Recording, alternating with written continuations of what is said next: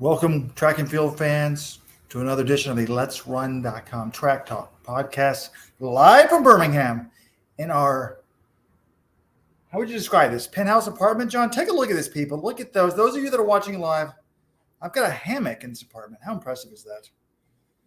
Yeah, it's a penthouse. Maybe it doesn't have all the perks I would associate with the normal penthouse, but it's gotten the job done. We haven't spent a lot of time here. You and I actually have a flight. All right, it's 10 o'clock right now as we're recording this. You have a flight at 5:40, but that's really 4:40 when you account for the time the clock's going forward. So, yeah. A little bit of small talk here as the internet audience across the globe joins the show. It's going to be a great one, but our VIP subscribers, supporting club members will be listening to this on the podcast. Friendly reminder, if you have not listened to the last podcast, which was the Grant Fisher podcast, which should be in your feed, please do so now. It's one of the best things we've done on Let's Run in a long time. And if you're not a VIP subscriber, supporting club member, please join now. Join the supporters club, letsrun.com/subscribe. Support independent journalism, etc. But the 2022, the reason why we're here is the 2022 NCAA indoor track and field meet is in the books. And I'm trying to think of the big storylines. I mean, on the men's side, it was the front-running favorites got the job done. But there was a big surprise in the team title. The University of Texas, my home state. My mother went there. My uncle went there. My grandfather went there. They won their first track and field title. Pete Watson, folks. We thought Ben Thomas was the best mid-distance coach in the country. Pete Watson has vaulted to the top. Congratulations to the Longhorns. And on the women's side, Florida's the team champs, but what's the storyline for the women? I don't know if there really is one. I mean, on Friday, we saw Courtney Wayman win the 5K, and I was like, okay, it's going to be like last year. She won the DMR and the 3K. This year, it's going to be the 5K and the 3K. Not so fast. Today, I don't think there are any really overwhelming favorites in the 800 or the mile, and we did get some pretty dominant winners in all three events. But, yeah, Taylor Rose surprise from Oklahoma State in the 3K. Michaela DeGenero, huge move to break open in the mile. I think she was one of the breakout stars of this meet. But I don't know if there's really a neat, overwhelming storyline from the women's meet like there is kind of with the men. I'm not so sure about that, John. My take, I really enjoyed the women's meet in the sense of we've seen so many teen phenoms, so many young phenoms flail out. And Caitlin Tuohy has arrived, folks. I think we're taking for granted what we saw. She did not win the 3. She did not win the 5.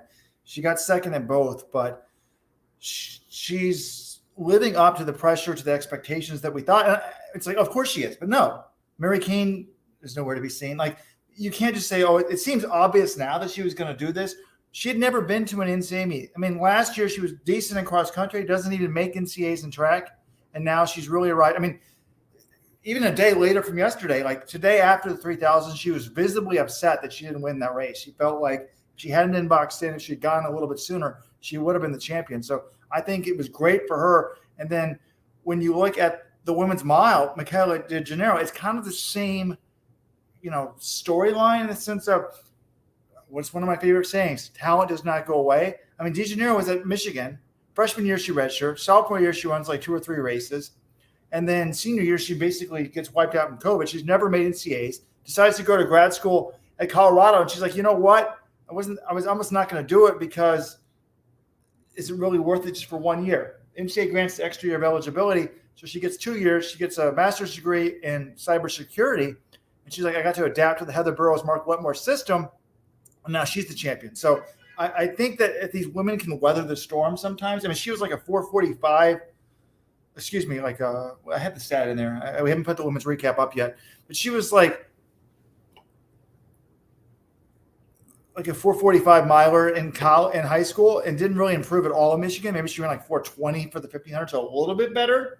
But now she's your NCAA mile champion. So really cool story there too. Yeah, that's kind of crazy that she's a 6th-year senior, Robert. She'd never been to NCAAs. Then she shows up. She doesn't just win. She destroyed everyone. She closed in 61:07, that lost 400. I was like, holy crap, who is this? Because you look at the entries in that race, I was like, throw a dart, really. Like, I looked, the name that stood out to me was Julia Haymark from Stanford. She was 6th in the Olympic trials final last year, runs 4:04 for 1,500. I don't understand why she's not just dominating this race. Is she hurt? I didn't really get it. You talked to her yesterday. I don't know if she said anything.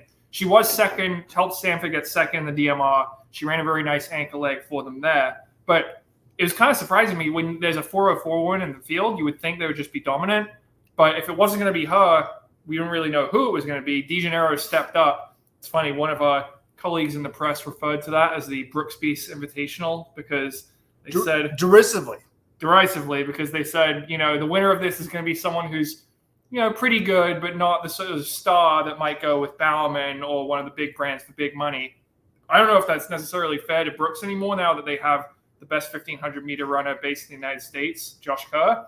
So, yeah. But, that is kind of, this general sense in that, there's no huge stars here apart from maybe Haymark, who, we don't know what's up with her. But I don't know. Maybe after that race, I know she's a 60th senior, DeGenero. I'm not going to get too carried away. But that was really good closing speed, and she dominated that field. So I was definitely impressed by her. I was as well. And we've got some people up late watching live. Brandon Ray on YouTube writing, the story of the meet is Abdi Nur. We haven't even mentioned his name. We're 6 minutes in.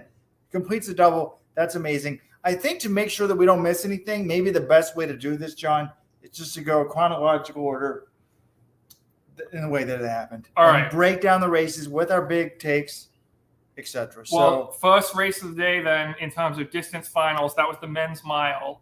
And look, it's funny. I was talking to a colleague after this race. He's like, if the winner of the men's mile doesn't run faster than 4:05, it shouldn't count. And I'm just like, what are you talking about? Would I rather see that or would I rather see some time trial? Time trials can be fun, but that was amazing racing. The top 6 guys, I think, Robert, were all within about a quarter of a second of each other. Blanket finish. Morgan Beadleskims out in lane 4. He's got a terrific lean. One of the best leans I've seen. It was you guys watching on video, I did a very poor imitation, but that was probably the race of the meet, certainly on the men's side for me, was that men's mile. And the people complaining oh, it was so slow. Who cares? It's about winning the race. Was Matt Centrowitz's gold medal in Rio boring because he didn't run fast enough? No, it's a championship race. So can you back me up on this, Robert? Well, it's funny you say that because one of the more popular threads on the message boards as we speak is they really Centrowitz that mile today, huh? And the definitive proof, there's another second thread called definitive proof that D3 is greater than D1 because the winning time in the D3 mile was better than the winning time in the D1 mile. But I was actually going to bring this up, and I'm glad that you did, John. Are these people starting these threads trying to be assholes and trolls on purpose? Because I don't think that they are, which is crazy because I watched that mile and I loved it. Look at the results here. Garcia Romo wins in 407.54. He pulled a Centro. He led from start to finish, masterful. He was unlike Centro though, he was the favorite, and he just did it wonderfully. But wins by 0.05. But 6th place, Nick Dahl of Duke, by way of Yale Weldon, 0.24 away. So you've got 6 guys by 20. The men's 100 final isn't that close. That's absolutely amazing. I love that race. I thought it was amazing. And I think that I honestly think that a number of people could have won that race if they'd maybe been better positioned. But the best guy, I think the guy that should have won did win. I love the race. I agree with you. It was interesting after the race, John, talking to some of these people. I talked to Reed Brown and Jonathan Davis. But Jonathan Davis of Illinois was he's like, I've had some bad NCAAs. I think his best finish was 15th or something before this. He's like, so I can't be too upset with 4th, but he's like, he was yelling the splits. By the way, some of these result systems are so bad. He's like, the splits in this one were almost identical to the Big Ten final, but I couldn't actually find the Big Ten final results. I saw the finishing time. He told me what the last 600 was. It was very similar. But in Big Ten, he beat Beadlescomb. So Beadlescomb, I think, was actually only 3rd at the Big Ten mile. Almost wins the NCAA mile today, 0.05 away from it. So I thought it was cool. And I honestly think that Nick Dahl's a senior. Does he have another year left? anyways, he was impressive. And then Texas picks up 2 points there in the team title. So right before this race went off, I bumped into Pete Watson, the Texas cross country coach, the mid-D coach, as well for track. And Pete's roughly my age. I think he's a little bit younger than me, about 5 years. And he's coach of Virginia. He's friends with Tom McCardle, Dartmouth legend. And anyways, and I said, Pete, I'm going to bow down to you. I thought Ben Thomas was the best mid-D coach in the country. Your DMR guys were incredible. They won the DMR last night without any of the 300 guys that were all in the 800. Pretty remarkable. They had 2 guys make the final, and then another guy who didn't advance. But they didn't run any of those guys in the DMR. They still win it. They win it with like a 13:32 5,000 meter runner whose times last year were like 8:10 and 14:11. He was 10th and 17th in the Big Ten 5K and 10K last year outdoors. He anchors the team to the DMR title. So remarkable. So we'll have more on that a little bit later. And I'm like, Pete, it was just amazing last night. And he's like, we're pumped. I got to go though, Rojo. I don't think he said Rojo. I think he might have called me Robert. I'm not sure. It's interesting. Did he call me Rojo or Robert? He said, I think I got to go. I got to see what's going to happen in this mile because it was about to start. He's like, we're going to try to win a national team title. I'm like, what? You're going to win the team title? Because when you wrote the preview, John, at the very end of the preview, I added the team stuff. I just went to the USTF CCCA, computer rankings, and I looked at the top 5 teams. Texas was not one of them, and I scored the descending order list. And Texas was nowhere to be seen. He thinks, and he showed me a spreadsheet on his phone, and it had them winning. He's like, we think, how many did NCAA score today? 36? Yeah. He's like, I think 37 is going to win it. So he was dead on what would win it. He's like, I think we can get to 39. They got way above 39, by the way. They got 47. So his little spreadsheet was right. So they had an amazing meet. So Texas actually only picked up 2 points in the mile. Yeah, but they did 2.4 in the 800. We'll get to that. Well, the other things I wanted to say about this mile, though, Robert, you talked about Garcia Romo running a tactically brilliant race. I agree, because the big thing is once you find yourself in the lead of a slow race like that, I remember Matthew Centrowitz said this after the Olympic final in Rio, is when he was in the lead at halfway, he realized, okay, I've committed to this. I'm in the best possible position for a slow rate championship race like this, and I need to hold the lead basically at all costs. And Centro didn't actually do that. If you remember, Suleiman passed him a little bit, and he was able to get right by him right before the bell again. Garcia Romo held it the whole way. He did drift out. I was a little worried. I thought, well, not worried for him, but I saw like Reed Brown was running on the rail the entire time. I was thinking he could sneak right by Garcia Romo on the inside, and he almost did. But Garcia Romo had enough to hold him off. And Beetlescombe, who closed faster than Garcia Romo, even though he was 6th at the bell, he was passing people. He closed in 25.5. The fastest last lap of the field actually belonged to Isaac Baston of Drake, who ended up 5th. He was 25.46. Garcia Romo only had the 5th fastest final 200 in that field. 25.83, still pretty quick. But 5th fastest, but why did he win? Because he was in the lead at the bell, and he ran the shortest distance the entire race. So that is why you lead in some of these slow races, because you don't have to have the fastest last lap if you've got the best positioning. You run less distance, although it's harder in the front. You don't have anyone breaking the quote-unquote wind, or even if there's no wind, you still have a slipstream if you're behind them. I did talk to Ray Brown, a few interesting anecdotes from him. He's like, when you're 0.10 away from the wind, you're a little bit upset, but he's like, I can't be that upset. He's like, I missed half of indoors. Like, what do you mean? He's like, the first speed workout of the year, I thought I pulled my hamstring and was done. But I ended up just like, it wasn't pulled, which I take some time off. And then I come back and I'm doing pretty well. And he was pretty excited because he got ridiculous DQ in NCAA last year outdoors. So, that's really sort of the story there, I think, with the men's mile. I was a little bit surprised that Beetlescombe didn't take it out hard, because I thought yesterday, he's like, I'm more of a 5K guy, I'll take it out hard. But honestly, I think he was smart. I don't know if he was trying to sort of confuse people what was going to happen. Maybe they thought he would take it. If he goes out hard, I don't think he's good enough to just beat these other guys from the front. No, well, I don't know. If he goes with 800 to 600 to go, I'd be interested to see what happens. But I think it's interesting. I talked to him about this.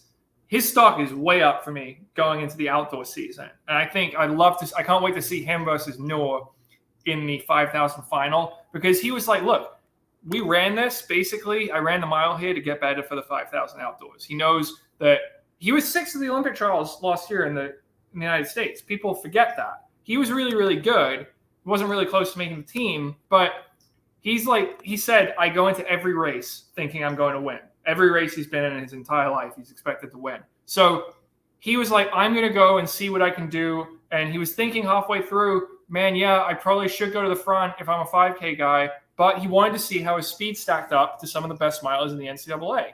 And pretty darn well. You know, he almost won this thing. He's 3rd in the Big Ten mile. I was a little worried, but he did really well in this race. And he's like, look, if I'm going to be at the pro level, racing guys like Chalimo or Grant Fisher or Cooper Tier, I need to be able to win any kind of race. I need to be able to, it needs to go fast or it needs to be slow like a mile, and I need to be equally comfortable. So he said, my goal was to find out more about myself as a miler this weekend. He realized he's got a pretty good kick as well. So definitely a good weekend for him. I know he wanted to win the race, but he said, you know, he's really focused on the 5,000, and I'm pretty pumped to see what he can do now. Yeah, great weekend for him. And it's kind of interesting, John, you said earlier, people are debating on the YouTube comments, who was the colleague that said, by some colleague, you said, if it's not one under 405, this race is done. I don't want to say, we're not going to guess who it was, because I do know who you were sitting next to in the press box, and it confirms what I thought. It would be someone that doesn't really understand the sport that well. I hope he's not listening, or she listening. Well, I mean, yeah, it was someone in Birmingham, and there weren't a lot of media here, but you know, there was some. A lot of sports information directors from the colleges. That's the thing. It used to be back in the day before the internet, the AP would write a comprehensive recap, and everybody would link to that. Now it's like every college, some college will, you know, the triple jumper wins. That's probably the best triple jumper recap, and then whatever. You know, I enjoyed sitting in the media room next to Alabama SID because he and I talked Nick Saban. He thinks Nick Saban could be a CEO of a major company. I do as well. We talked about the onside kick. We are. If you're just joining us, folks, take a look at our beautiful loft apartment here, folks, with a hammock over my bed. Downtown Birmingham. Downtown, folks. Yeah. Ladies, if you're single. All right. Jonathan Cut you off there right now. Jonathan Galt's single. One thing I want to give us a text, 844-LETS-RUN, 844-538-7786. John's he's only going to be sleeping a maximum of 4 hours tonight. He might as well make that 0 hours. Sorry, John. I hope your parents are listening. Wow, have you even finished your drink here? You got the Alabama Slammer, 10% alcohol by volume, and Robert's already going to loose lip. So I think forget that. You know, actually, speaking of media, though, one thing I was a little concerned with, when you bring NCAA championships to a place like Birmingham, Alabama, you at least would hope like the local newspaper would send a reporter here and write something about it. Maybe I missed them, but I did not see anyone from any sort of local outlet here. I just sort of the national track-specific outlets. Did you see anyone from a Birmingham paper, Robert? I didn't really look. Is there a Birmingham local paper? There was one in the gas station we were just at, you know, when we were picking up our libations. I apologize as the Let's Run web editor, because back in the day, that's what we used to do.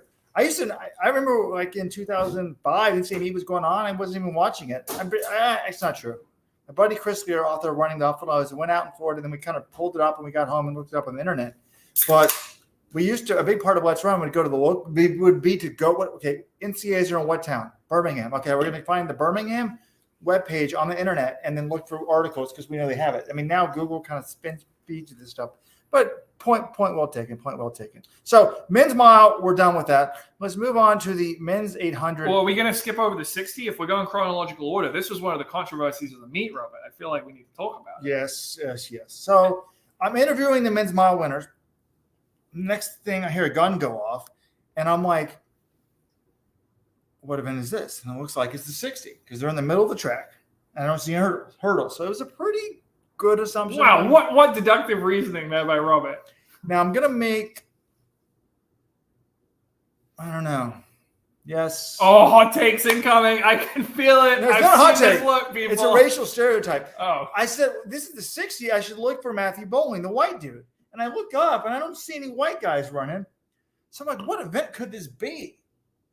And then there's controversy. I'm like, what's going on? So in case you missed it, this gun goes off. 6 of the 8 guys run through the finish. And Devontae Burnett of USC, he is the first guy across the line. They flash up a time. Which was what? 6.52, which would have been a PB for this guy. That's a worthy winning time in NCAAs. That's a legit time. He ran 100% effort in this race. And I'm like, but I was watching this because I was doing an interview this time, but I would know it's a 6 race, so you can kind of look over and see your shoulder. And I see that these people, they're stopping running. Like 2 of them, Boling is stopping, but there's no second gun. So I'm thinking to myself, this is a legal race. There is no reason why he should stop running. You always run through the line unless they have that second gun saying a full start. But then it emerges, well, there wasn't a second gun, but the blocks, how they sort of beep sometimes when there's a full start. Well, it happened all the time when I was running my 10,000 meters. The blocks would beep and all the time. Well, that happened in this case. That's why Boling stopped running, and that's why there were a couple of people who sort of pulled out or looked back. I think the Tennessee guy with like 5 meters from the finish line kind of looked over his shoulder. So there was definitely confusion. And also, apparently, the broadcast stopped working at this point. So there was some people who were confused about what's going on. They're like, what the hell is happening in the men's 60? John Anderson had to come over and kind of help explain it to us, ESPN sideline reporter. So essentially, and here's the most infuriating thing. No one was DQ'd for a full start. These blocks malfunction. What? Yes. The blocks malfunction. They have to redo the race. No one was DQ'd. There was no foul or incident here. It was a total farce. So it also delays the meet because you can't just run another entire race like immediately after. It's not like a regular full start. These guys have run the whole race. So they had to pause, give them time to recover, which they absolutely should have. And it took 17 minutes. 17 minutes later, they rerun the race. That's it? It felt like an hour. It's the longest 17 minutes of my life. And we're going thinking, we're like, there's no way that Burnett wins this thing again. He has gone 100% all out, just ran one of the fastest times in the world this year. There's no way he can do this again, right? Wrong. He goes through, you fire the gun the second time. He runs faster than he did the first time out. He runs 6:50. His winning time before was 6:52 and gets the win. And then afterwards, I'm like, was that an issue for him? He's like, for you? And he's like, no, man, these USC speed workouts, they're tougher than that. I get less recovery than that in practice. So he seemed fine. But that was one of the most incredible things I saw today was Devontae Burnett winning the NCAA 60-meter title twice in the span of 20 minutes. It was amazing. And as once I figured out what was going on, I was talking to – don't want to name names, because I want people to have – what's it called? Scuttlebutt? You're smarter than I am, John. Like scuttlebutt, right? You're kind of – Well, I'm just saying as the journalist in me, you should name names when you can with sort of trying to be in the truth and transparency business. I was talking to one of the top distance coaches who's right there and about what's going on. They're going to restart it. And this person says, well, we know who's going to win this race. And the obvious assumption was it was going to be Matthew Boling. He was one of the favorites. He was totally fresh because he had just run a race. So was this coach totally wrong because they're a distance coach? And this coach knew the stuff. This coach at least has a master's degree. I'm aware of that. Graduate degree, definitely. And was talking about creatine phosphate and all this stuff. It was way over my head. He used the word creatine phosphate, Robert? I believe so. And instead, it's the person. So what I'm wondering now is, are we going to see sprinters like 20 minutes? Like, by the way, if you want me to coach you, let'srun.com/coaching. We're debating if I want to keep continuing. It's very time intensive. But I've been coaching some people, and we often have them do like a 200 or 300 before the race, kind of like 7-8 minutes before to get it out of their system. So I'm wondering, are sprint coaches now going to have everybody get in the blocks out on the practice track, 17 minutes before, fire the gun off, run as fast as you can, and then we'll go better. You're better warmed up. I mean, I guess I mean, you do see that right in the Olympic final 100. They run the prelim and the final on the same day. And I was thinking that was slowing them down. It did slow some people down. Marcel in Tokyo. Jacobs in Tokyo, he ran a PB in the semis. He ran a PB in the final. This would have been the Marcel Jacobs show. So that was pretty cool. Well, the other thing is, so Boling, you mentioned him briefly, Robert. I think people expected him to win. This was not a great weekend for Matthew Boling. He was the 200-meter champion last year. I think a lot of people expected him to come in and, win maybe multiple NCAA titles. He was among the favorites in the long jump, certainly among the favorites in the 200. Had a shot in the 60 after what happened. He didn't. He was DQ'd in the 200.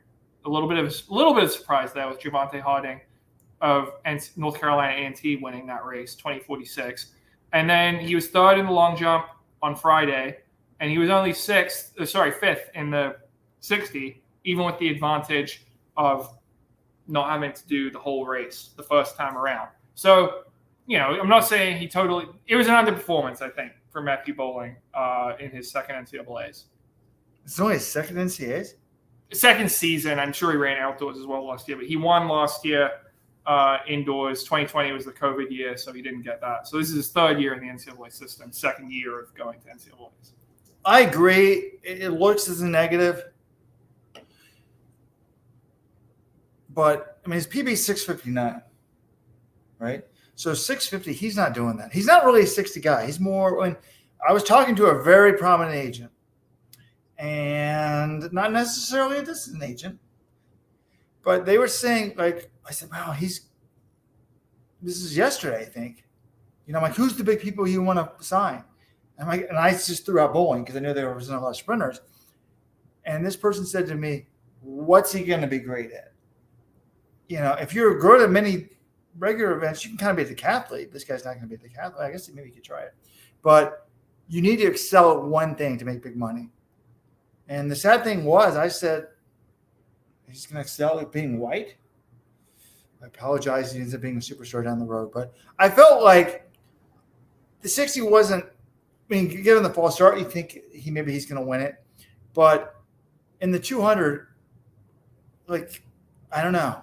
I feel like he was running. You see, it's hard to be the favorite kind of. And it's like the way he ran that, it reminded me of like a 7-year-old throwing a fit. Like he wanted to win. He said, I'm going to do my best to win. You got to run relaxed. You can't force things in sprinting. And instead he's behind and he's just like trying to force it. And he's just like literally running in the lane next to him. I'm like, if that's not a DQ, I don't know what is a DQ.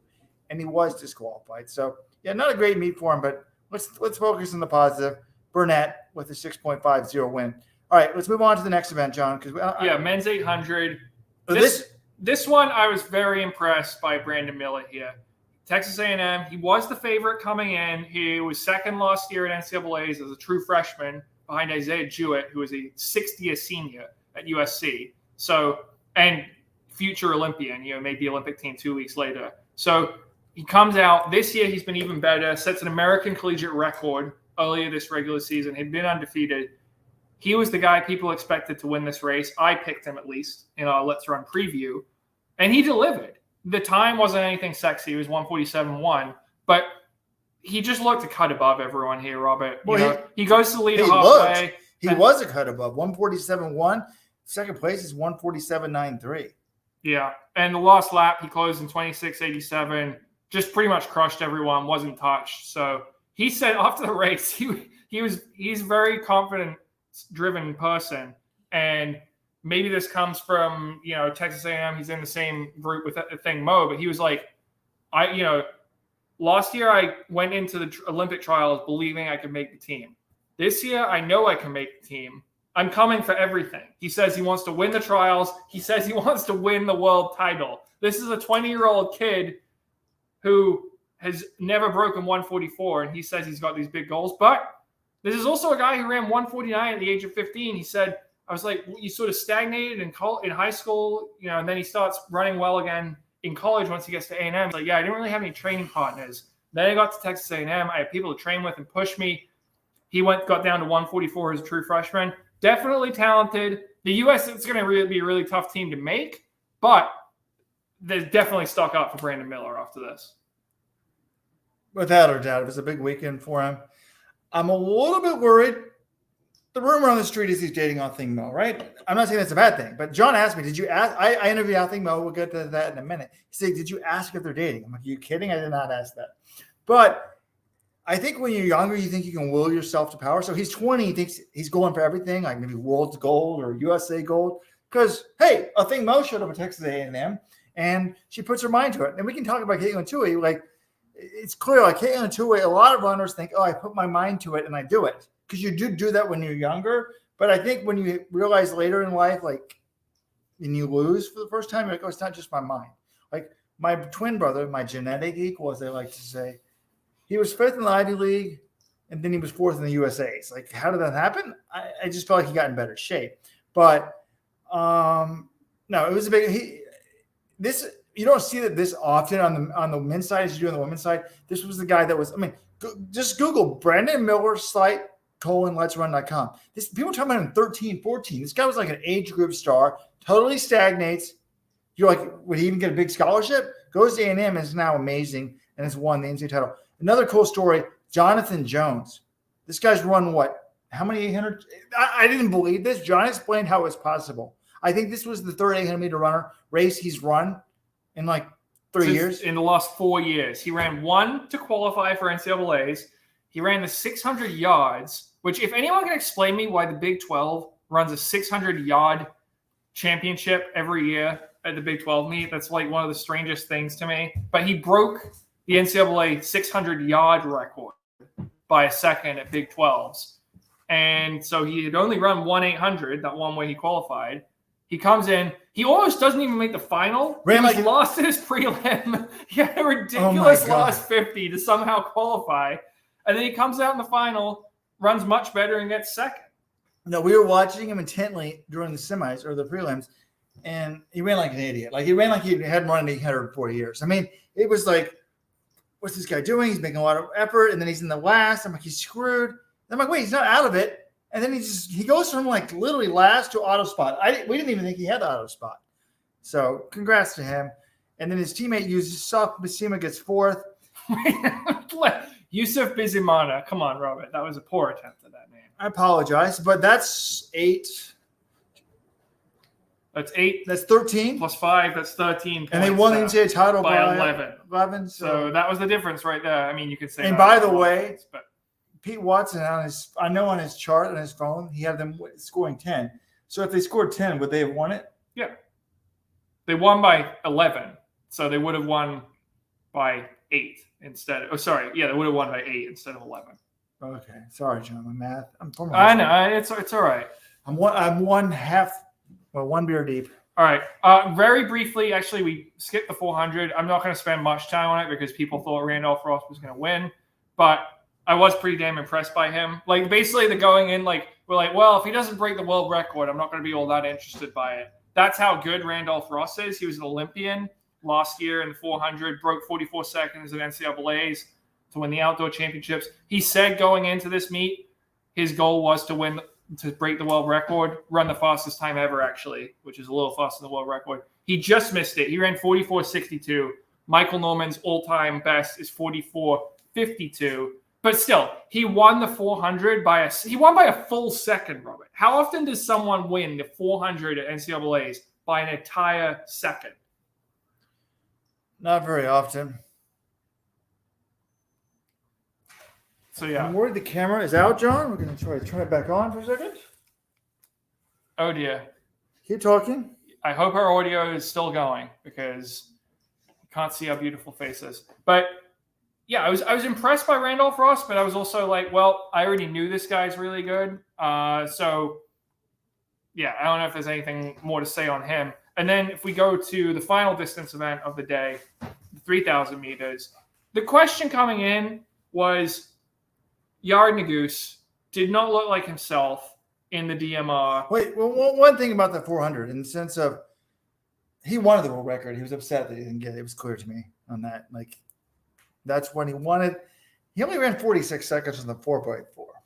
But they were way back. Like, if they had the lead, it was maybe competitive that they could have won that heat. Maybe he goes a little harder. He was just dead lost. Thank you, Brandon, for letting us know the audio. We had to switch cameras.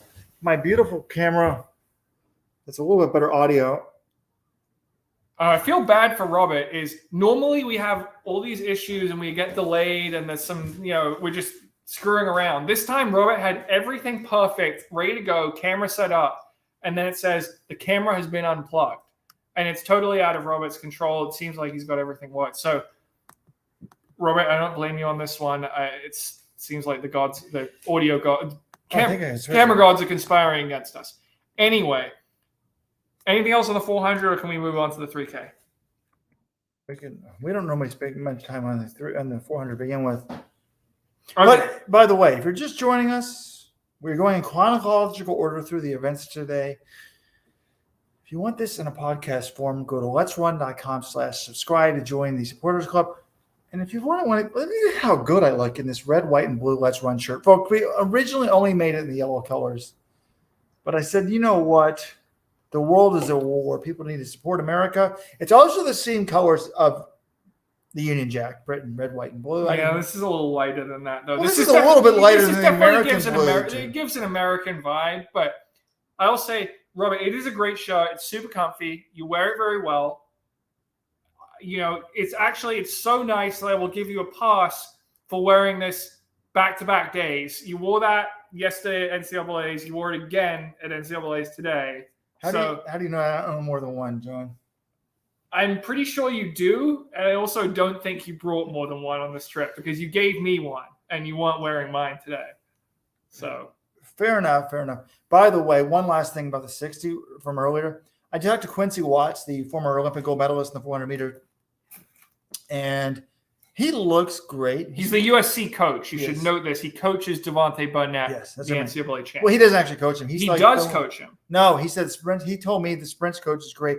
I think. Wait, I asked Devontae after this race. I said, "Was it a problem you lost Carol Smith-Gilbert, who was the USC coach? She went to Georgia." He said, "No, Quincy coached me last year, and he's still coaching me." So Quincy was crediting one of his assistants. So maybe he's a great head coach. Give the credit to maybe. I don't know. Tommy DeGenero is the assistant there now. Did you know that? She was hugging him like they were pumped after that. I would assume she might be involved in the short sprints there, Robert. Okay. Don't want to go there. Anyways, but I had a nice interview with Quincy up on YouTube, letsrun.com. And he's like, we had a team meeting last night about winning with adversity. So I thought that was cool. Because, I said, how big is this for you guys to establish your new era? He said, it's cool that we're doing it. But I got to give a shout out to Quincy because there's a lot of, how old is Quincy Watts, John? Look up on Wikipedia. Well, I would guess he won the world championships in 1992. I think he was probably about 20 years old. So add another 30. I bet he's 50 years old. Let's look this up, folks. What? I can't find it. He's 51, so I was off by. So he's a little bit older than I am. God, and I didn't say it to Quincy. I should have complimented him. I said, man, Quincy looks like an ex-elite stud athlete. He still looks like an athlete. He looks good. And I've seen some other athletes. Where is this conversation tangent going, Robert? Is there an end in sight? Should I cough and say the name that doesn't look good? I probably shouldn't. I think you need to. This is like I don't think this is necessary to what we're talking about. Because I don't look good. My wife says, like, honey, you get fat. I would when I was in college, I'll have to say it now. God damn, I hope he doesn't listen to this. I love you. If you hear this, it's probably going to come out on the internet, right?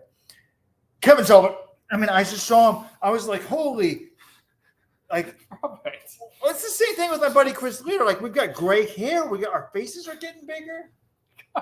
It's not great. Not a great look. Just being a dick. Anyway, yeah, Robert, Robert did go for a run this morning, but anyway. Quincy Watts has kept it together. That's all I'm going to say. This feed on the podcast, this part may be deleted.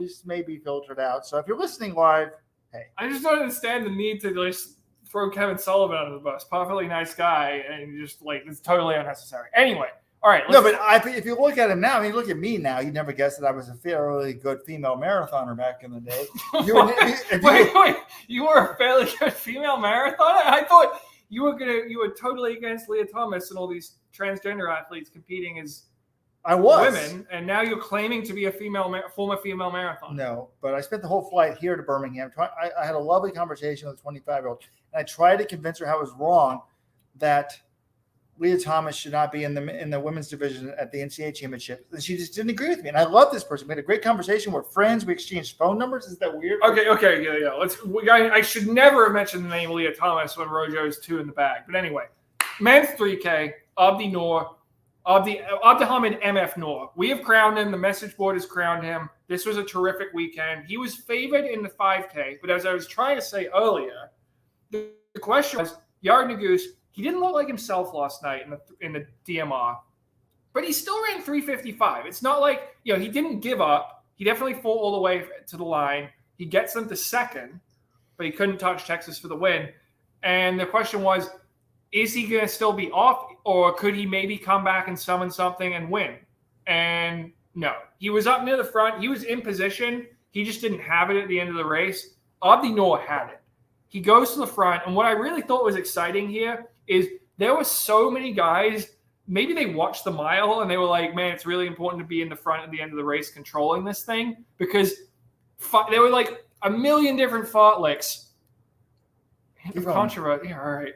There are a million different fartlicks in the final 1,000 meters where people are trying to pass each other. Abdi Nur, he tried to pass Herrera to get the lead. He finally gets it. But as soon as he has the lead, Herrera of Colorado was the guy trying to pass him. Nur had to pass on Kemboy. He had to try 2 times to get the lead. So they're just going back and forth. Abdi Nur must have held off 3 or 4 big moves to keep that lead, but he did keep it. And then at the bell, again, he didn't have the fastest last lap in the field. He closed in 27.87, which is quick. But Charles Hicks of Stanford, Olin Hacker of Wisconsin, they were faster. Olin Hacker was actually 27.03. But he was talking about 9th plus bell. He got stopped to 4th. Abdi Nur had the lead. He controlled it Mo Farah style. I was very impressed not only by the strength he showed last night, setting a meet record in the 5K with 13:19, but the tactical nous he showed to win this race in the 3,000. Yeah, he might. I mean, someone said it early in the comments section, but amazing weekend for him. Absolutely amazing. By the way, we have the good camera up for those of you watching. I'm sure, ladies, 844, let's run. If you're in Birmingham. Robert, can you just stop doing that? Normally I take your little bob. John, it's all right. It's not a bar. I'm trying to help you have lifetime happiness. I mean, anyways. Yeah, I highly doubt that any of the 47 people currently watching this online are A, single, B, female, and D, did I just skip? I skipped a letter. I'm sorry. I've had a couple of drinks as well. But single female in Birmingham and also willing to go up to someone they've never met. And it's just like this whole ridiculous tangent. John, so I want to talk about the running. That's only one internet channel. Like there'll be thousands of people watching this before it's all said and done. Okay. Anyways, Nur was a huge winner, and he talked about winning for like his mother and the team and the community, and then he's born in Somalia. So it was sort of I'm like, look, you controlled that race fight from Mo Farah, and then he talked about Mo Farah. He's like, yeah, like I said, are you a fan? He's like, oh, I consider him like a big brother. I'm like, what? Do you know him? Off camera, I said, do you know him? He's like, yeah, he trains in Flagstaff. He's great. And I said, that's interesting because Salazar and those people, there was like a adversarial relationship between Salazar and Let's Run. We didn't want to talk to him. He didn't want to talk to us. Mo Farah always just would put his feet in the fire. He was never bothered. He's very sociable. Like, he didn't bother that we would ask him difficult questions. So, well, I don't know about that. I was at the 2018 Chicago Marathon press conference. 2019, right after Salazar was banned. He did not like being asked all those tough questions by the British press. Fair enough. But he answered it better than like a Justin Gatlin or someone like that. But interesting, Nur wins, only person under 8. Between second place and 8th place, you've only got 0.64 of a second. Yared Nuguse is 9th. And let's get to that, folks. So one of the live listeners, expand this so we can see it, David says, I feel Nuguse. Devin Edwards says, I feel Nuguse in college probably cost him thousands, if not tens of thousands of dollars to his perceived value by shoe companies if he just went pro after college. So it's interesting that you say this because who was I talking to? Don't want to name names. Because if someone comes up and talks to me like on the spot, I'll consider it like Yeah. No, I get it. Yeah. They said, "Oh my God, how much money?" This is last night. How much money did Nuguse lose? And I said, "I see what you're saying. But Nuguse reminds me honestly of someone that has an Olympic medal around their neck."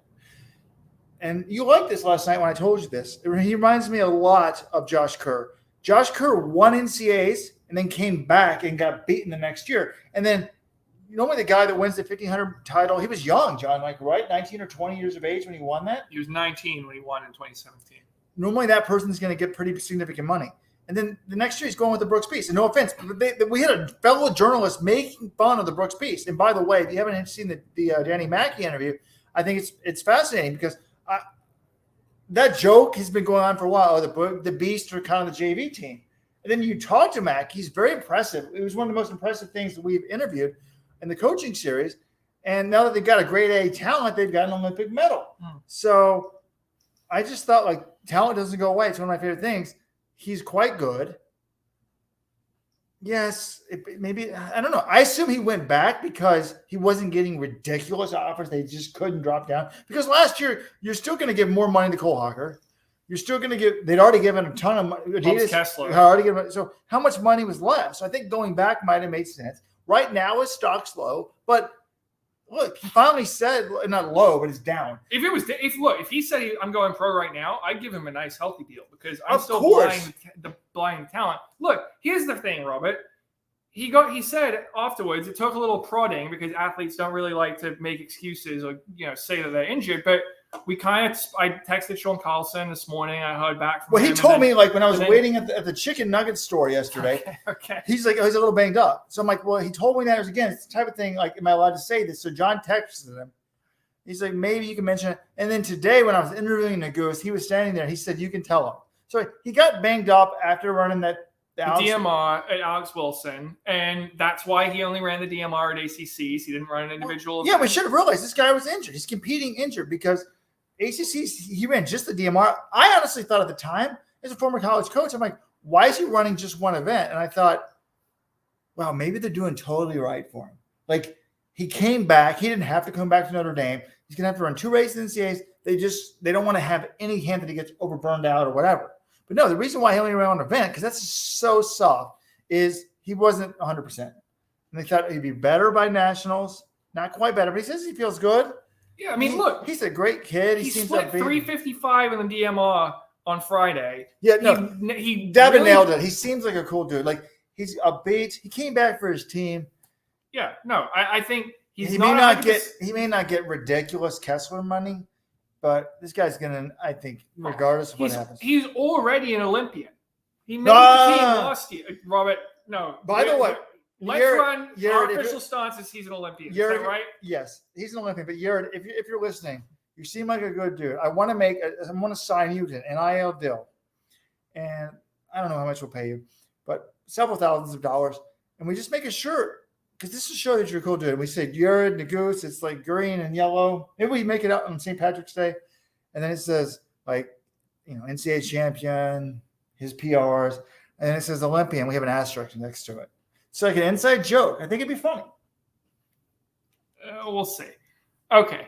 Anyway, that's the men's meet. Is there anything? I mean, I guess the one thing is Texas won the team title. And we talked about it. Pete Watson's mid-distance squad definitely played a key role in that. But Edric Florial, Texas had never won a team title in track and field, men's track and field.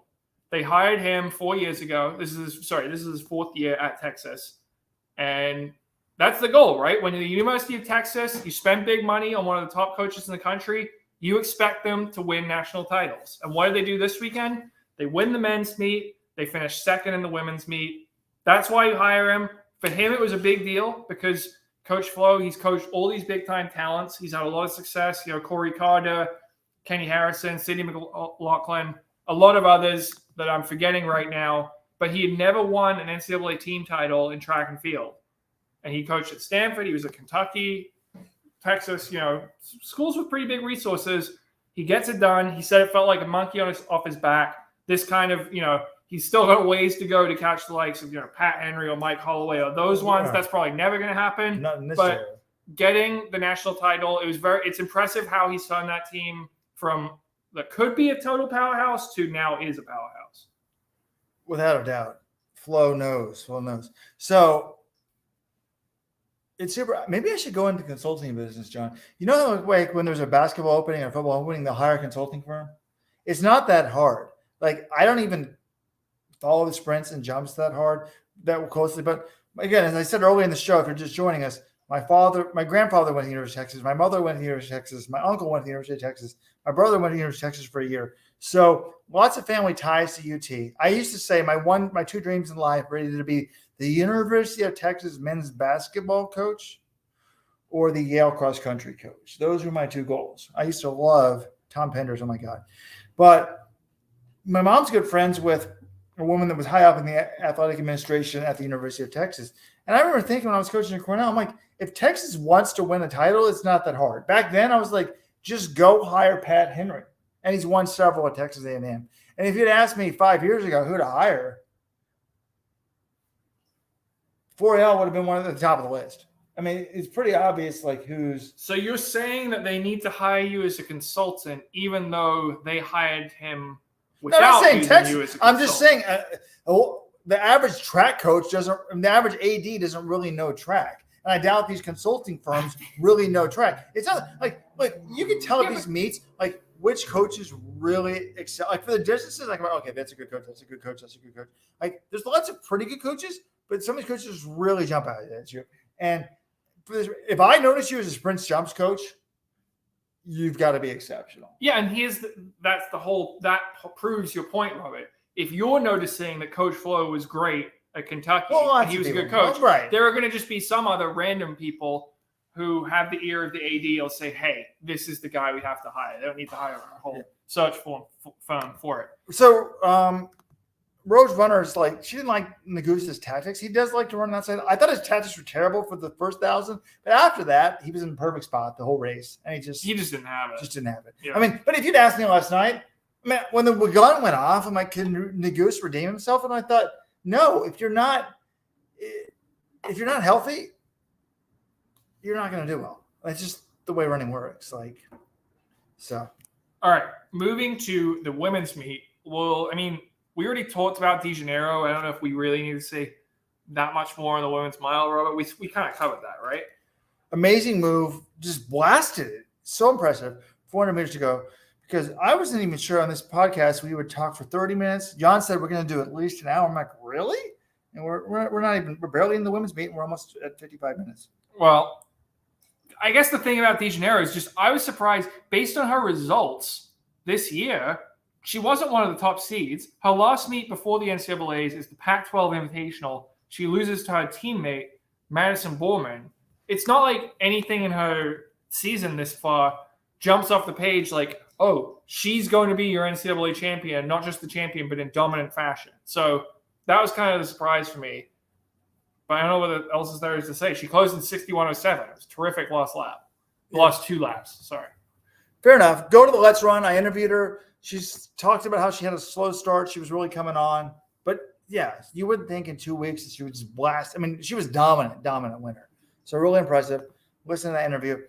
The women's 800 was wild in the sense of gun goes off. And I thought in the – I could actually look this up because I thought yesterday, John, when we had the women's pentathlon going on – help me out here. Find the sports here. Yeah.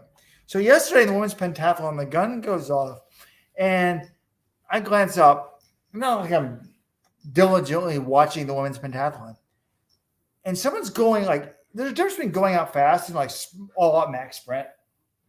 I said, John, what's going on? You're like, what do you mean? I said, I don't think I've ever seen a person in any 800 meters I've ever run go that hard out in the first 200 women's 800. And I was probably off just a little bit, but Anna Hall of Florida went out in 28.4. So, but when a pentathlete who's not a 100-meter runner does that, that's pretty damn fast. But today in the women's 800, we had a similar thing. So someone who's actually a little bit faster 800 goes out, and Sarah Hendrick of Kennesaw State. These are the stats you need to know. 27.50 first 200, 56.17 at the 400. And Robert turns to me, he's like, is she trying to break the world record? Like, what is going on here?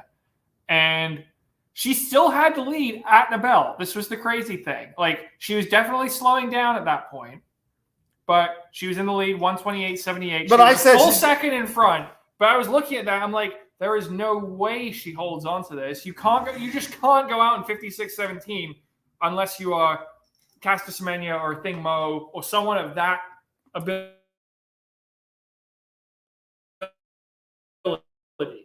So I felt bad for her, but Robert, you talk to her after the race. Can you tell us what she was thinking? She said yesterday it was kind of jostling. She didn't want to deal with that. She wanted to go out hard.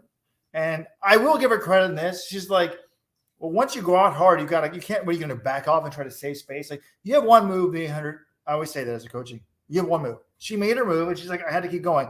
I'm like, were you aware of the split? She's like, yes, I heard them. I just thought, what am I going to do? Back off? No, I'm out there. I've got to try to maintain it. I said, when did you realize you were royally screwed? She's like, 600. I heard 128. I'm just like, oh, God. Man, what was she hoping to hear? 126? I guess she probably realized. I mean, she ended up running a 40. No, excuse me. She ran a 37.9. Not a 40. So she probably realized at 600 she's going to run a 37.9. So she needs to hear like 125 to have any hope.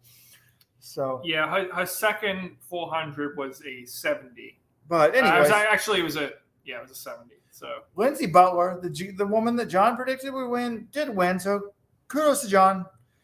That's why we employ him here at Let'sRun.com. I predicted her, and then she saw my tweet about predicting her to win, and she quoted it, and she said she was betting on herself as well. So she believed she was going to win. Is that true? That's true. And she delivered. I mean, she's been running really well. She had a big ACC meet, and she helped anchor Virginia Tech to the DMR title at ACCs. I picked Virginia Tech in the DMR as well at NCAAs, and I said, did you ever consider trying to run the double? Because they held her out last night. In retrospect, a smart coaching decision. She won the individual 800. But she was like, yeah, I was really pushing to run it. And my coach was like, look, you're only a junior. If next year you can go for everything you want, but you should focus on winning the title first. She did that, 2:01:37, really impressive run. It was her and Claire Seymour from BYU, who also looked good. She won the other heat in the prelims on Friday. She was there for a little while, but Butler pulls away, wins by 0.6. So, yeah, I mean, I nailed the prediction. I don't know if Robert would have nailed the prediction, but that was one that I got right. So kudos to you, John. And then, I mean, any other people we need to mention this event? Oh, the women's 800. I think nothing really stands out to me that we should mention. I guess one thing. All right, I'm going to briefly say this. If you tie the collegiate record, I think that deserves some mention. I guess we totally skipped over the triple jump where Jasmine Moore broke the collegiate record for Florida. But great stock of Florida in the 60 hurdles, 778. Oh, indeed. That was an outright collegiate record. No. Ties the collegiate record of Brianna McNeil. Oh, ties the collegiate record. It was outright meet record. So the collegiate record was 778. The meet record was 779, both by Brianna Rollins. Same person. Yes. So, yeah, she was Brianna Rollins. Who, let's just hope that, well, in some ways, let's hope she imitates her career. And in other ways, she hopes she doesn't. So Rollins ended up being the 2016 Olympic champion, but she's now banned for doping. So, well, banned for tampering. Yeah, and actually, we didn't talk about Trey Cunningham either in the men's 60 hurdles. I mean, my God, that was impressive. That might have been the loudest cheer of the night. So he's in Alabama. No, the loudest cheer of the night was North Carolina A&T when the guy won the 200 because they had a huge and very vocal cheering section near the finish line. Really? But what about 400? They won the 400 too. I feel like the 200 was kind of an upset though. Or a little. I mean, Randolph Ross was expected to. I don't know. That was my takeaway. But Trey Cunningham, he's an Alabama native. Oh, is that why I was so loud? Yeah, they had a lot of Florida State. He had a lot of friends and family and Florida State fans. in the house, and he delivered because the big thing for him, look, the collegiate record, that's one of the toughest collegiate records on the books. It's 735 by Grant Holloway. The world record is 729. So, getting the collegiate, if you get the collegiate record, you're going to be very close to the world record. So that's tough to do. But he had been chasing sub 740. He said as soon as he broke sub 750, he was going for sub 740. It took him a little while, but he gets the win. He gets the collegiate record. So he gets the win. But he gets the win by a quarter second in a 60-meter race. Yeah. Which is absolutely ridiculous. So it's a kind of a shame he doesn't get to run world indoors, but we did see him against Holloway at the New Balance Indoor Grand Prix. Holloway beat him fairly convincingly. No, but it would be good just so that it pushes Holloway to the world record. We'll be there, folks. Probably doing nightly podcasts from. Oh my God! So those sessions are going to end pretty late. I think they're over at 9 or 10 p.m. or something. Well, that's good because 9 or 10 p.m. here, people be getting home from work. Oh, that's true. Yeah, we'll do what we did in Tokyo. Is it a weekend meet? It's Friday, Saturday, Sunday. Yeah. So I guess he won't be at work. Anyways, to be determined, but we can't wait to go. Adrian Wilscott will be there. Others as well. Yeah, I wonder how many other athletes are going to be doing the NCAA World Indoor Double. All right, so we covered the mile. We covered the 800. We've still got the women's 3K to go.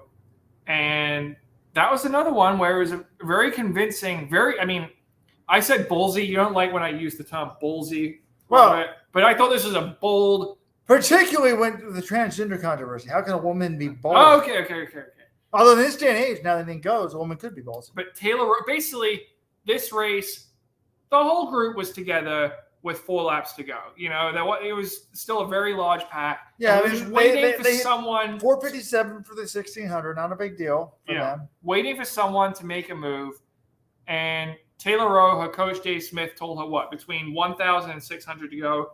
That's when she should make her move. He had to kind of convince her that she could win this race. And this is a woman, she was second at NCAA Cross in 2020. It's not like she hasn't been national class, but I think, he needed to give her a little bit of belief. And she was believing. She was like, all right, I'm just going to go. And I'll see what these women are really made of. And they kind of let her go because it was a very big move, very aggressive move. She had a big gap. And she was up about 10 meters or so, 8 meters at the bell. And I was like, man, she's just going to hold on to this thing. Not quite so fast, though. Caitlin Tuohy, Lauren Gregory from NC State and Arkansas, they start gaining on her. And it was, in my mind, it was a flashback to 5K last night. Last night, it was Wayman, Gregory, and Tuohy all battling around the final turn.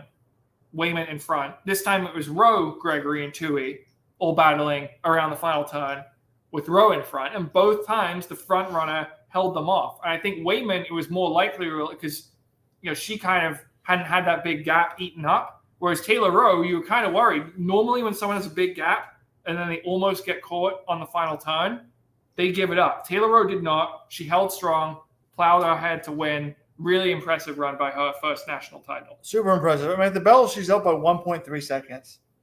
Halfway through the final turn, she's caught. I'm like, maybe she could respond. I thought she was dead in the water. She definitely responded and picked it up and wins by 0.25. So kudos to her. She deserves it. She goes out, her final 3 laps, 32.9, 32.6, 32.2. You wouldn't think that the last lap was the fastest because, Caitlin Tuohy, 31.18. So the race finishes and Tuohy was visibly upset, not happy. And then she calms down. She talks to Coach Lori Hennis. And it's like, Caitlin, you double back-to-back second places. You've never been in NCAAs. Remember last year outdoors, as we said at the beginning of the show, she didn't even make NCAAs. She's like, yeah, I just really wanted this one. She's like, oh. But. You know who it reminded me of, Robert? This was a throwback. 2012, Chris Derrick. Second in the 5K, second in the 3K to lower the line. I hope not. He was closer to the win than she was. But it did remind me of it. And Chris Derrick famously did not ever win that NCAA title. That was his senior year, though. Caitlin Tuohy, eligibility-wise, she's only a freshman indoors, so she will have more opportunities. Never made a Worlds team. He did make a Worlds team. That's fake news. He never made an Olympic team, but he made the Worlds team in 2013. Outdoors? That's right. I apologize to Chris. I recruited you to Cornell. How dare you? So, yeah, so it was amazing. I thought Rowe, it was a great race. It was fun. Like it was very similar. Like they're all lined up. Yeah, and And actually, again, the front runner wins. we have a comment here. Brandon noted it was actually Chellingot instead of Lauren Gregory in the 5K in the final time. I was mistaken. That was a whole 24 hours ago, so I forgot exactly who was in that race. But on the whole, like, great for Taylor Rowe. Really impressive run for her. But I will say, Caitlin Tuohy, like you said earlier, Robert, I walked away thinking, stock up. This is really good for her. This is her second year in the NCAA. And remember, she went 15:37 for 5,000 as a sophomore in high school. She was a huge talent. Greatest high school cross country runner of all time. And you kind of wonder, is she going to be able to? What is she going to do at the next level? We still don't know that, but at least we know she's going to be successful at the college level. She seems to be happy. She's thriving. She's happy. Like, I love it. Yeah. I mean, her the weird thing is, yes, her sophomore self would have been competitive at the NCAA level, without a doubt. But it's cool. Like yesterday, actually, after the meet, I was talking to Louis Quintana, former Foot Locker champion, right? That's right. And now coaching at Oregon State. By the way, someone do the research for this. How many coaches have coached at least 6 individual NCAA champions? Louis is one of them. But he was talking about, like, I'm like, man, these people are so fast. He's like, yeah, part of it's the shoes. But he's like, also, like, they look like athletes now. I'm like, what do you mean? He's like, we didn't look like athletes. We were skinny, like, distance runners, scrawny distance runners. He's like, now I was doing, like, the ab work and the weights and the plyos and et cetera. And, I mean, Tuohy's kind of jacked, right? I mean, she's like, she looks like powerful. She was cool. So I'm so excited for her. I love to see her competitiveness. I love to see that she's back. She may have been the biggest winner for me. I mean, do I know that is she going to be like the gap between NCAA level and like world level, particularly in the events she's probably going to be good at 5 and 10, is very vast. But I just think it's wonderful. I asked Roy Hennis a little bit. I'm like, did you kind of tell her, like, you're not going to be good for a while? In the sense of, like, so many women struggle. And she's like, no, I feel like Lori Hennis deserves a lot of praise. Caitlin Tuohy deserves a praise. Her family, like, I saw Caitlin after the race yesterday. She, like, went up to her brother, gave him a little hug and kiss. Lori Hennis, by the way, the brother could be a talent. So, cool family, a lot of support. Caitlin, good job. Keep it up. Yeah.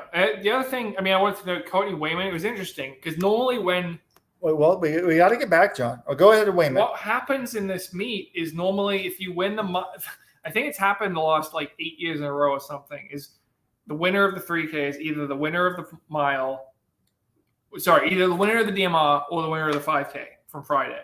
So you would think, oh, it's going to be Courtney Wayman because the winner of the DMR, which is Arkansas, but not today, obviously. Logan Jolly, she was not entered. So you would think, yeah, it's going to be Wayman. But no, she wasn't. She was up there for a while, but she wasn't one of the 3 kicking for the win. It's not like she bombed, and she'll come away from this meet with an NCAA title, so it's still a success. But, she was only 5th, so there was a little bit of a surprise. Instead, it was Taylor Rowe. I think Taylor Rowe did she run the DMR last night for Oklahoma State? She wasn't going into this 100% fresh either, right? I think I looked at it, bro. I don't think she did run it. Yeah. I don't think they were in the DMR. Help me out. They want you're right. Yeah, Oregon State was in the DMR. I see the bright orange. The colors. No, I thought the same thing. So we think alike. Yeah. Weldon wants to know about the controversy. Wait, hold on, folks. By the way, Jonathan, again, if you're just joining, if I die tonight, John, because again, it's 12 o'clock on the East Coast. Well, it's 12 o'clock here because we're going to lose an hour. The thing is 12. My flight is at 5:40, so that's a maximum of 4 hours of sleep, basically. I could die. If I die, John, I hope that we have a GoFundMe, of course. Every day when someone dies, you have a GoFundMe. Get to the point. I'm trying to think, which coach should I have? Coach my prodigal son, my son Clayton. If he wants to run, just make sure he gets the best resources. Maybe Jerry, a couple of college coaches. I want should you be telling your wife this maybe or Weldon? I guess you're with me. But I'm just saying, like, he's not here to listen. All right. Boy, Hennis, if he wants to run NC State, I'm fine with that too. You know, she doesn't coach the men, so if you want him to run for Lori Hennis, he would have to transition. Well, I would love it, Clayton. If you want to transition and just dominate the women's meet, it'd be amazing. All right. Anyways, moving on, and Walden wants to know about the controversy because in our recap of the men's meet, Walden must have wrote that he's had a travel day out to Colorado with the kids and whatever for vacation. Not helping us, by the way. We'll be up to 4 hours sleep.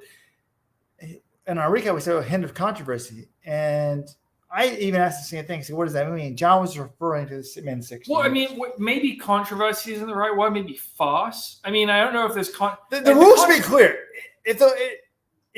If you hear the digital restart, are you supposed to stop or not? Because apparently, in the ESPN broadcast, they're all saying everyone trains the sprinters. If you don't hear the gunfire, keep running because you don't want to stop when there's no false start. Right. So. Fair enough. But that is the reason that line. Has anyone read? Yes, has anyone read the recap? Who's McCabe? John, people want to know about McCabe.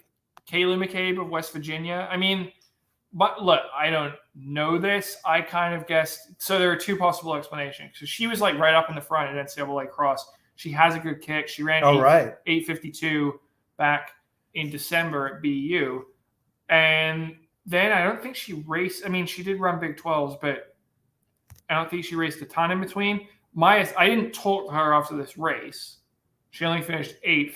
My assumption was one of two things. Either she was injured or they were basically taking a long time off and they're sort of waiting to gear up again for outdoors. But, I mean, from where she had been in the past, 8th place of this meet is great. But from where she was in cross, I believe she was 3rd at cross.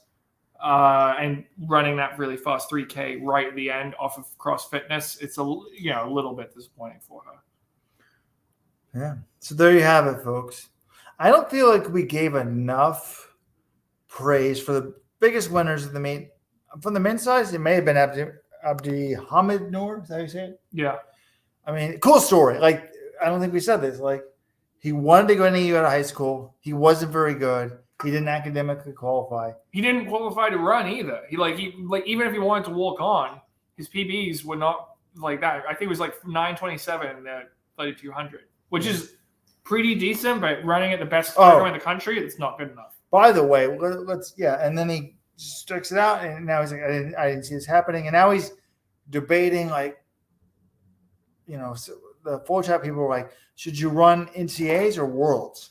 Like try to because the USA 10,000 meter qualifier will conflict with the NCAA regionals, so you have to pick or choose. But amazing story. Well, what would you, Robert? I think NCAAs.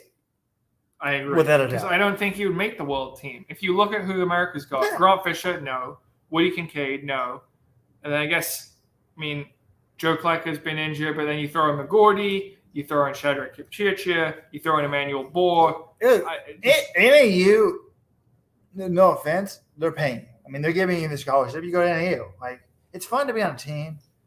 So I would definitely do the NCAA route. But and he could be a champ, whereas I don't think he's going to be a U.S. champ. No, and then you kind of, I don't want to say you're exposed, but it'd be better to be the NCAA champ for your marketability. How did that come up? Because there's something else. You were saying that we were trying to go big picture at the end of the meet here, and we didn't praise him enough. But it's a pretty crazy story. Like, he was born in Somalia.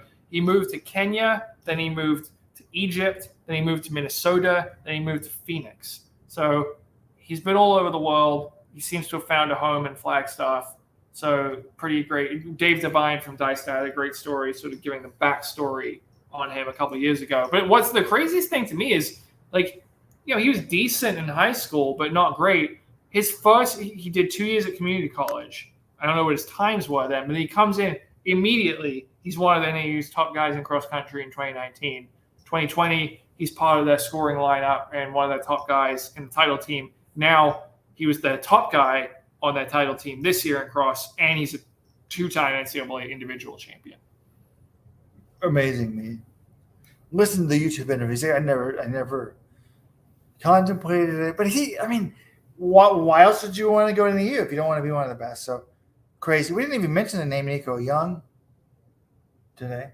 Well, Nico, he fell in the 3K. And actually, shout out to NAU. They got fourth in this meet with a 3-man team. Abdi Nur scored 20 points. Nico Young scored 8 points.